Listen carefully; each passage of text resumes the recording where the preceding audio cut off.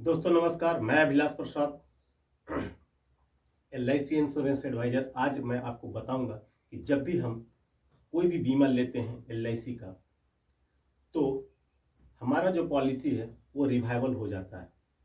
Revival क्यों होता है, मैं उसके बारे में आपको बताना चाहता हूँ।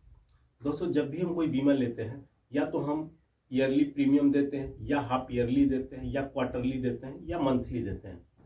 तो LIC जब भी हम प्रीमियम डालते हैं तो 1 महीना का LIC हमें ग्रेस देती है प्रीमियम भरने के लिए, मतलब 30 दिन का।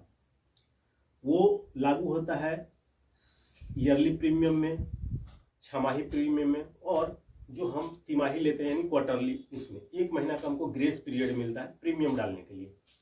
और जो हम मंथली मोड में लेते हैं उसमें हमको 15 दिन का ग्रेस देती है। लेकिन जब हम यही प्रीमियम 179 दिन तक, 179 डेज तक जब हम प्रीमियम को पे नहीं करते हैं, तो 180 दिन के बाद वह पॉलिसी हमारा रिवाइवल मोड में चला जाता है।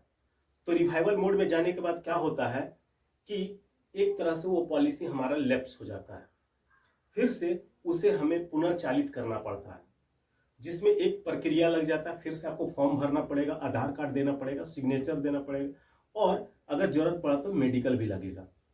तो उसको रिवाइव करके फिर से हमारा पॉलिसी स्टार्ट हो जाता है, यानी फिर से पॉलिसी चालू हो जाता है। तो दोस्तों, मैं आपको ये बताना चाहता हूं कि पॉलिसी को हमेशा टाइम से प्रीमियम भरे, कोशिश करें कि वो जो हमारा पॉलिसी है वो रिवाइवल नहीं हो, क्योंकि रिवाइवल होने के बाद भविष्य में कभी अगर कोई क्लेम हो जाता है तो क्लेम सेटल करने में हमें परेशानियों का सामना करना पड़ता है। तो दोस्तों, आज के लिए यही जानकारी है, और आप कोशिश करें कि आपका जो पॉलिसी है वो रिवाइवल नहीं हो। अगर रिवाइवल हो गया तो आप अपने नज़दीकी एडवाइजर से संपर्क करके उसको फिर से पुनर्चालित कर लें। ठीक है दोस्तों, धन्यवाद। अगर जानकारी अच्छा लगा तो आप इसे शेयर करिएगा। अगर इस वीडियो को आप यूट्यूब पे देख रहे हैं तो प्लीज़ आप सब्सक्राइब करिएगा, और अगर फेसबुक पे देख रहे हैं तो फॉलो करिएगा। तब तक के लिए धन्यवाद।